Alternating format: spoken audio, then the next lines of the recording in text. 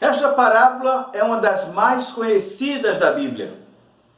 E nesse mês nós estamos estudando as parábolas de Jesus e provavelmente ainda no próximo mês estaremos vendo as principais parábolas ou aquelas parábolas que mais são faladas ou conhecidas por nós na Escritura.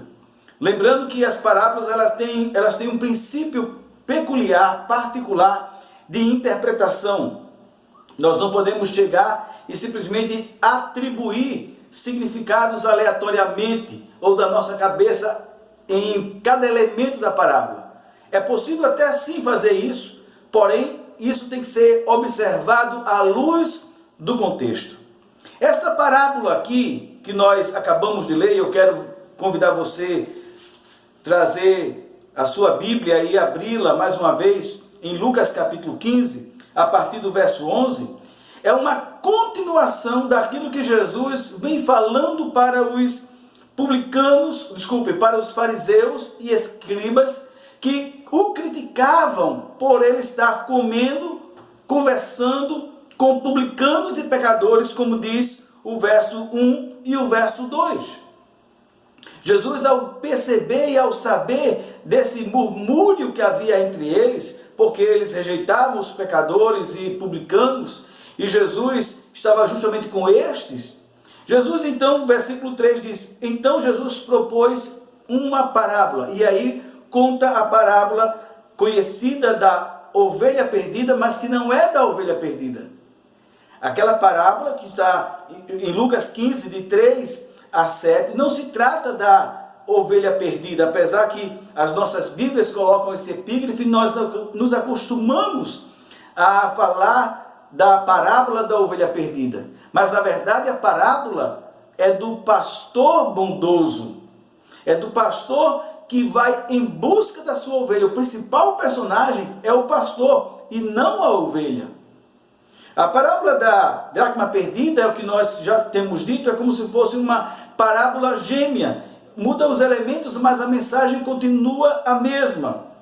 Jesus poderia ter parado aí para responder àqueles religiosos da época o fato de estar comendo e conversando e estar junto com publicanos e fariseus. Porém, Lucas nos registra que Jesus não parou por aí. Versículo 11, você observa que começa assim, então continuou, ou seja, Jesus não parou de dar a resposta àqueles religiosos, contando mais uma parábola. E essa parábola, que você também já deve conhecer, é aquela parábola que é denominada do filho pródigo.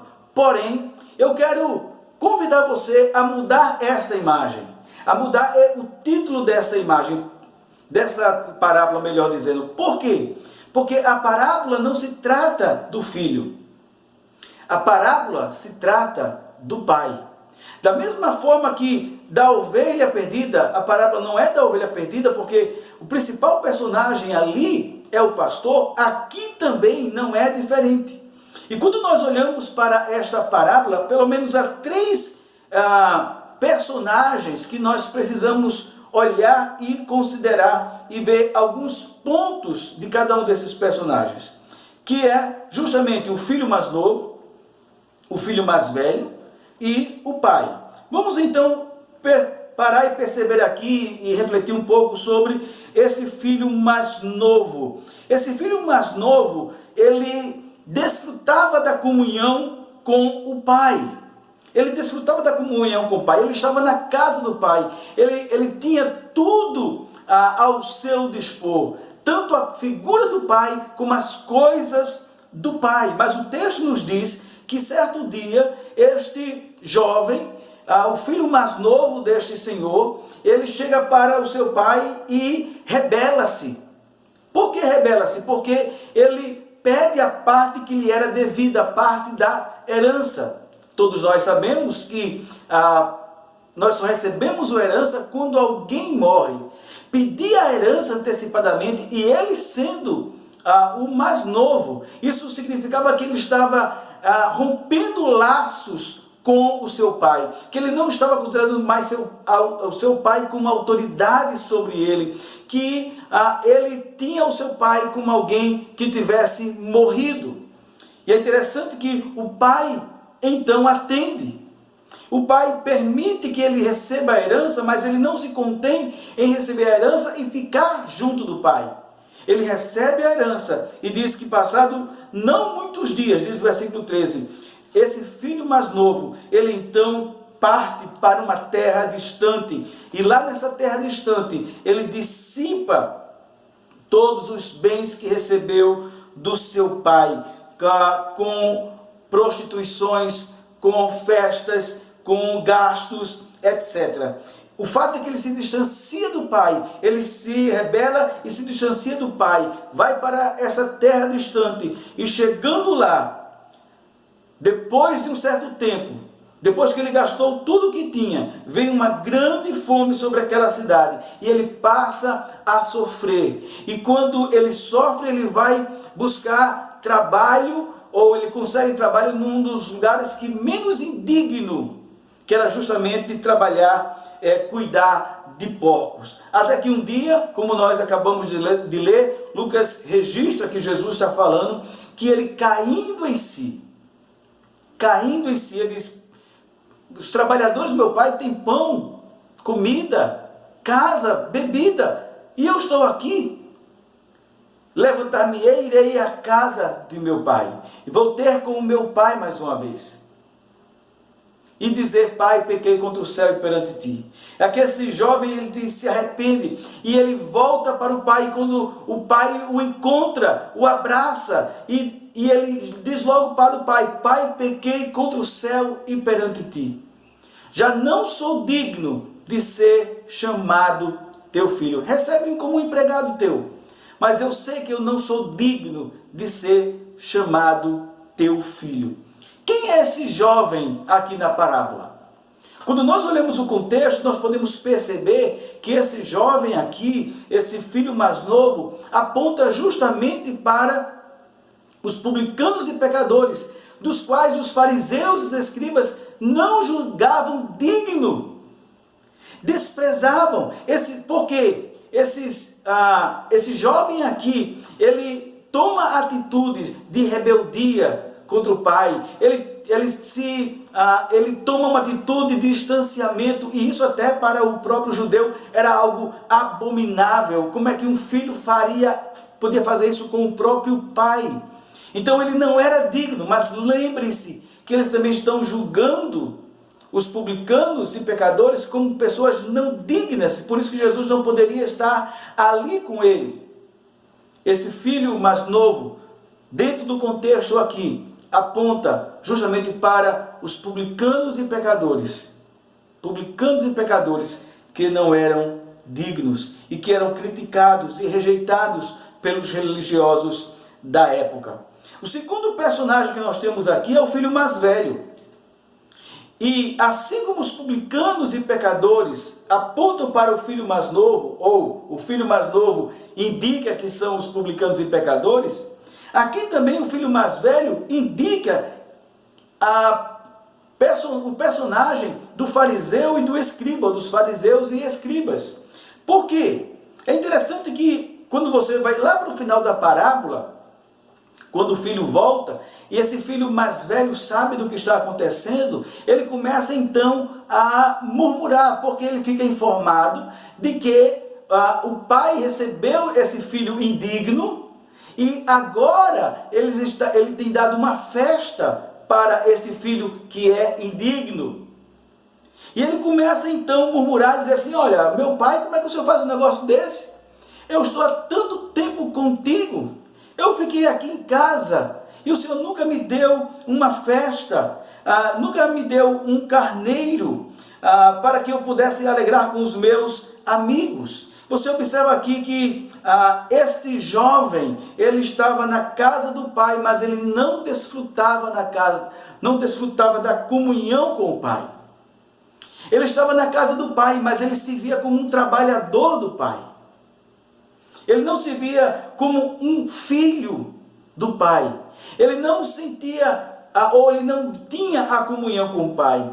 Esse filho mais velho, ele estava na casa do pai, mas tinha um coração cheio de amargura, cheio de ira, cheio de rancor, porque o seu irmão foi embora e voltou. Ele não consegue perceber que foi uma bênção seu irmão ter voltado, mesmo ele indigno, mesmo ele tendo errado, mas agora arrependido voltou. Ele não consegue ver isso. O seu coração está cheio de ira, o seu coração está cheio de amargura. Ele estava na casa do pai, mas não se via como filho, ele se via como um escravo, porque ele diz assim: eu estou aqui, o Senhor nunca me deu. Percebe? Se ele é filho, ele não precisava esperar que o pai o recompensasse pelo trabalho. Ele podia pegar lá o carneiro e estava resolvido. Ele é o filho do dono da fazenda. Ele não precisava disso, mas ele não se via como filho. Ele se via como um escravo. Estava na casa do pai, mas confiava na sua própria justiça, porque ele diz assim: eu tenho feito isso, tenho feito aquilo outro. Isso aqui aponta de fato para os fariseus. Quando os fariseus e os escribas ouviram isso, eles entenderam rapidinho que Jesus estava falando deles. Por quê? Porque eles não conseguem se alegrar com a bênção da salvação dos publicanos e pecadores. Eles no seu coração, eles estão cheios de inveja, eles estão cheios de amargura, estão cheios de ira, porque Jesus não dá bolas para eles. Jesus vai conversar justamente com aqueles que precisam de salvação. Esse filho mais velho aqui aponta para os fariseus, porque eles não conseguem se alegrar. O seu coração está cheio de ira. Eles conhecem a Deus, mas eles não gozam de comunhão com Deus. E eles se apegam à sua justiça própria, aquilo que ele fez ou deixou de fazer. O filho mais novo aponta para os publicanos e pecadores que são indignos. O filho mais velho aponta para os fariseus e os escribas, os religiosos da época. Mas nós temos aqui agora o terceiro personagem. E esse terceiro personagem aqui é o que nos importa, que é justamente o pai. O principal personagem dessa parábola não é o filho mais velho, nem é o filho mais novo. É o pai. Por quê? Porque quando você observa aqui, o pai, ele é um pai amoroso, ele tem amor gracioso. Ele não deixa de esperar e vai ao encontro do filho perdido.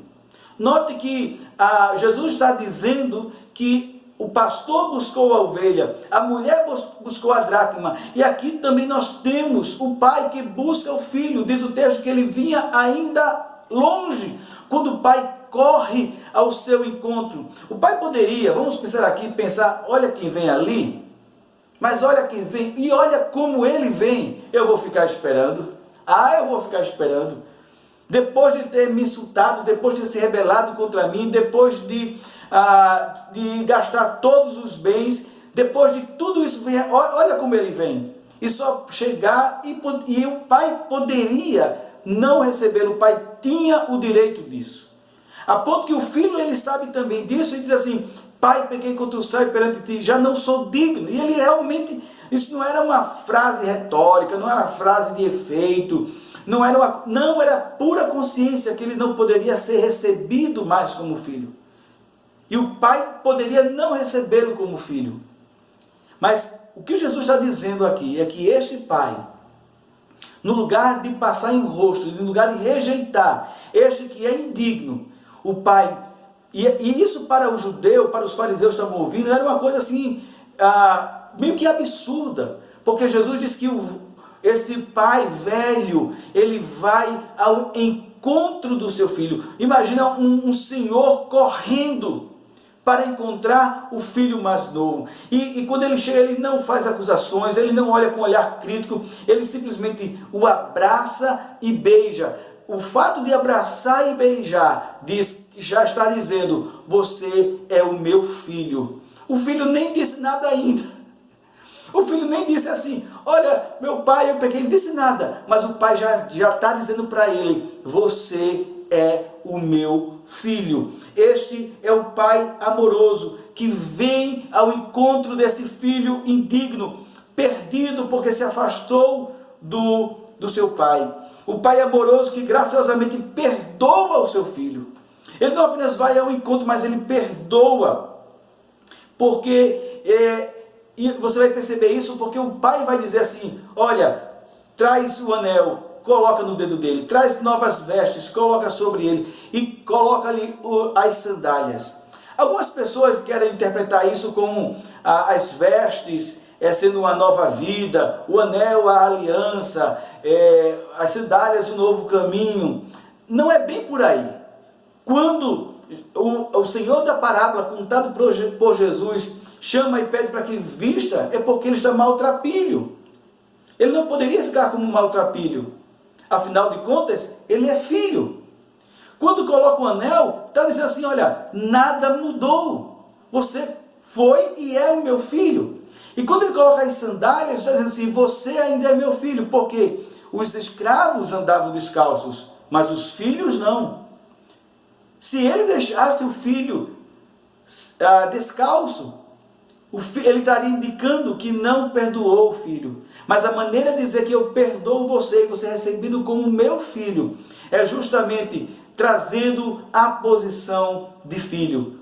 Vestes, anel e sandália.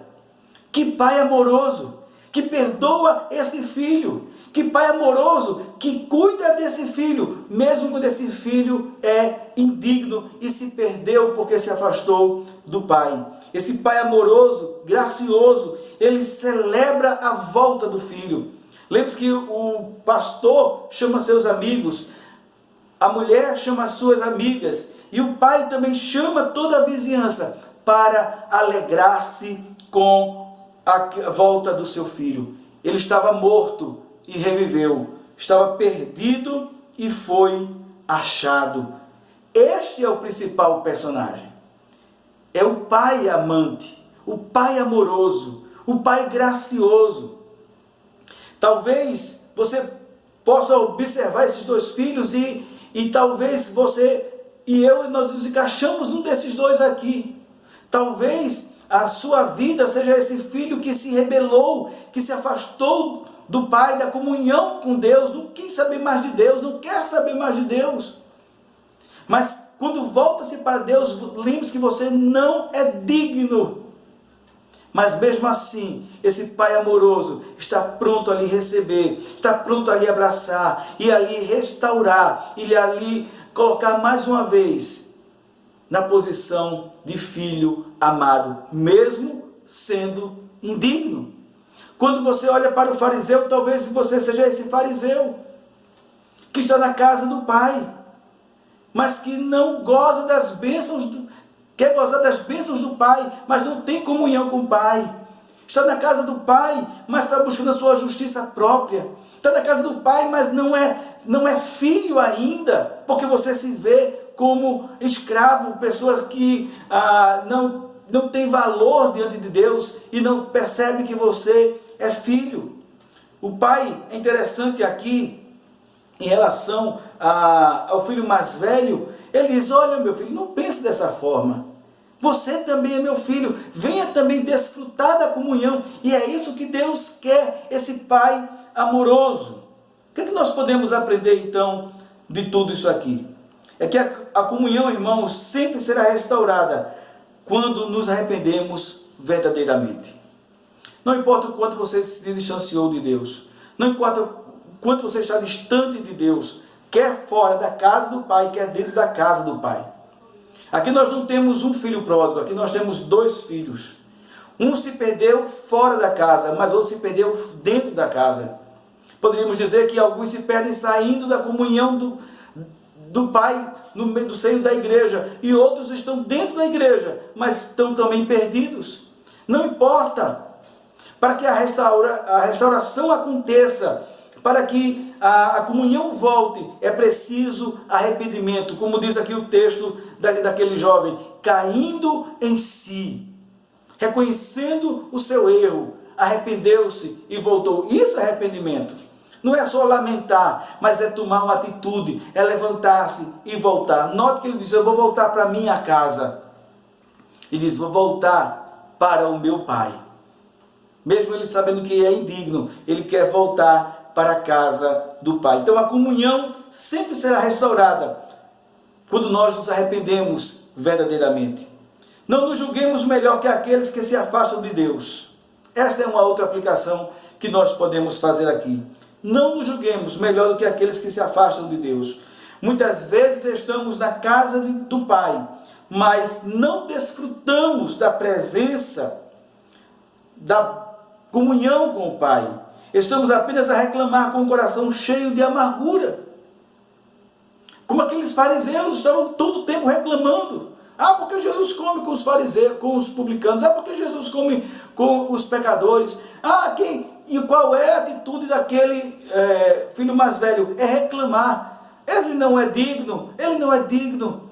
E deixa o seu coração cheio de amargura, seu coração cheio de rancor, seu coração cheio de ira, e não desfruta da comunhão do Pai. Está na casa do Pai, mas não desfruta da bênção, da relação com o seu Pai. Tenhamos cuidado, irmãos, para que a nossa vida não seja assim. Tenhamos cuidado. Também celebremos, irmãos, e agradecemos ao Pai amoroso, que graciosamente nos recebe em seus braços, mesmo sem nós merecermos. Essa parábola não fala do filho, nem do filho mais velho, nem do filho mais novo. Essa parábola fala do Pai amoroso, o Deus eterno, que nos recebe quando nós voltamos para Ele, que veio ao nosso encontro na pessoa de Jesus Cristo. Note que aquele pai vai ao encontro do filho, e foi o pai que veio ao nosso encontro na pessoa do seu filho Jesus. Por isso que Jesus disse, eu vim buscar e salvar o que se havia perdido. Não fomos nós que o buscamos, mas Ele que nos buscou e nos recebeu, mesmo sendo indignos. Isso deve ser motivo de gratidão, isso deve ser motivo de consagração a Deus, porque como aquele filho não éramos dignos, mas graciosamente o Pai nos recebeu. Mas eu não posso terminar essa palavra sem me dirigir a você, que ainda não entregou a sua vida ao Senhor Jesus, que está distante do Pai, que está distante, mas que não vale a pena estar distante. Um dia a festa acaba, um dia a festa acaba, como acabou para aquele jovem. É preciso se levantar, é preciso voltar-se para Deus. Ainda hoje, volte-se para o Senhor, porque Ele é o Pai amoroso que está de braços abertos para lhe receber. Que Deus em Cristo nos abençoe e nos ajude a sermos gratos a esse Pai tão amoroso que veio nos buscar na pessoa de Cristo Jesus.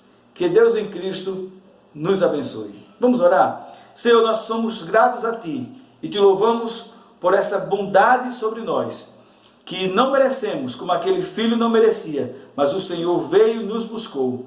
Nós assim Te agradecemos em nome de Jesus. Amém.